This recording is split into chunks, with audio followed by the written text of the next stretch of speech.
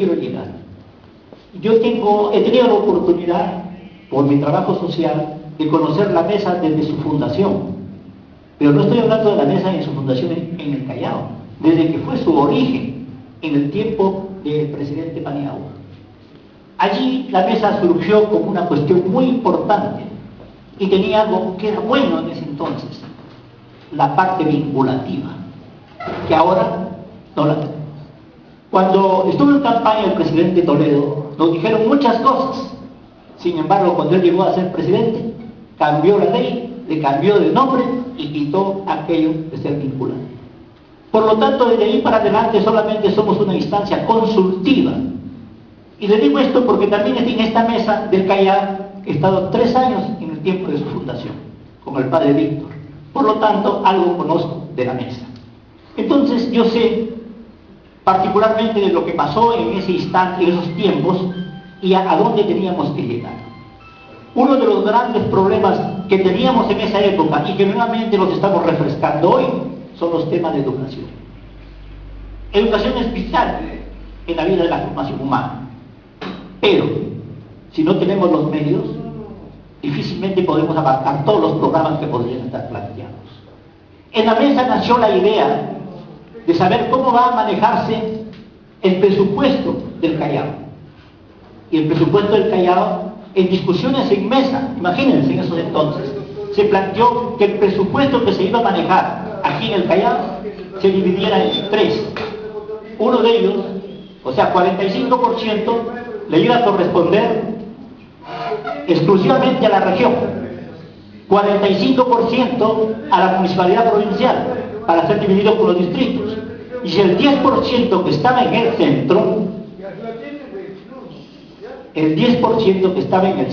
centro, formaba un fondo especial que tiene de nombre CAFET, y como me dijeran CAFET, pero con D, CAFET. Ese fondo maneja el 10% de todo lo que ingresa al Callao. Al retirarme, cuando ya mencioné mi mandato, estaba el señor Cánchez, de presidente de la región. En ese entonces había 22 millones de soles que no se tocaban para nada. Imagínense de esa época. Ahora, ¿cuánto de dinero habrá? En algún momento, cuando el señor Puri fue presidente de la región, comenzó a regalar computadoras y todo lo demás. Pero no se preocupó mayormente de lo que en sí viene a ser educación. Yo planteo esta tarde que deberíamos buscar una instancia que nos permita estar cerca del trabajo. La mesa lo puede hacer. Ya depende de cómo lo enfoque. Pero para eso estará la sociedad civil respaldando la propuesta, que debe salir como un acuerdo de esta tarde. Primer detalle. Segundo detalle. También por la historia que conozco. Y la última etapa en que estuve yo estaba el señor Cánchez. Él también firmó un compromiso de acuerdos para cuando llegara a ser autoridad. Y llegó a ser la autoridad. ¿Y acaso cumplió uno de los acuerdos? Ni uno, señores. ¿Por qué? Porque al final fueron documentos que quedaron ahí y nosotros no tenemos la instancia que nos permita hacer un seguimiento de los acuerdos. Y los acuerdos deben estar siempre empoderados en la sociedad civil. Si eso no pasa y no tenemos la instancia, se firmarán 1000 acuerdos y nadie los cumplirá. Por eso veamos la forma, el mecanismo en que la sociedad civil pueda de alguna manera vigilar. No debemos supervisar, pero al menos vigilar qué pasa con los acuerdos que se toman. Y el tercer punto que planteo, y ya es más grande, más estructural. Si tomamos como ejemplo que la ley que creó la Mesa de Concentración para la Lucha para la Pobreza no es completamente vinculante, de alguna manera debemos plantear al gobierno actual o al Congreso, como fuera, que se modifique la ley y que la haga vinculante, porque el problema que tenemos en el Callao lo tiene todo el país, sino que muy pocos están enterados de cómo funciona. ¿Ya? Entonces, si eso es un acuerdo de nosotros como sociedad civil, que se tome el acuerdo ahora y se lleve adelante. Yo creo que en este momento, que se habla mucho de inclusión social, parte parte de la inclusión social debe ser esto, que la mesa de concertación en el Perú sean vinculantes y no netamente consultivas. Eso es todo. Muchas gracias. Señor Carlos, muchas gracias, señor Pedro. Señor Carlos. Buenos días. Es un honor participar con todos ustedes en este, taller de resultado importantísimo.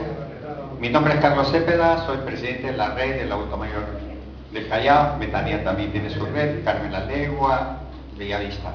El tema central, o sea, un ejemplo digno de imitar. Se luchó tantísimos años porque mi Perú sea, distrito, se logró. Nosotros ahora estamos planteando que en el Callao se construya el hospital pediátrico para los adultos mayores.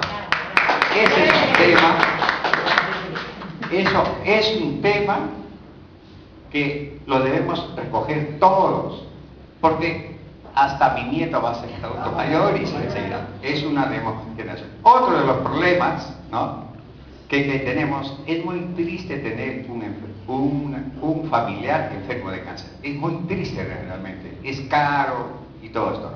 Entonces, con los recursos que tiene el gobierno regional, su territorio es pequeño en comparación con la plata que ellos, manejan. Creo que sí es posible estas dos obras. El centro oncológico para los enfermos del cáncer. Yo creo que con el apoyo de ustedes, cuando se surgió esa idea del hospital del niño, ¿para qué el hospital del niño? Si está Mogrovejo, está,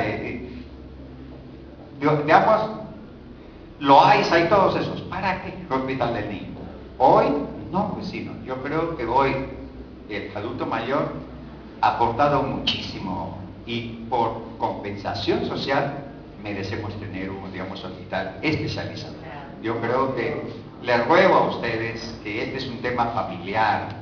Busquemos la manera de cómo el gobierno nacional, en vez de desviar dinero por otros lados, se preocupe por la salud que tanto hemos hecho nosotros. Yo creo que este Callao también es parte de nuestro aporte. Yo, siendo trabajador de construcción civil, he trabajado en los edificios de San Isidro, Miraflores y tantos sitios. Y al final, ahora, hay empresas que no pagan, el seguro, y yo estoy, luchando en un juicio. Muchas gracias. Buenos días. Muchas gracias, señor Carlos.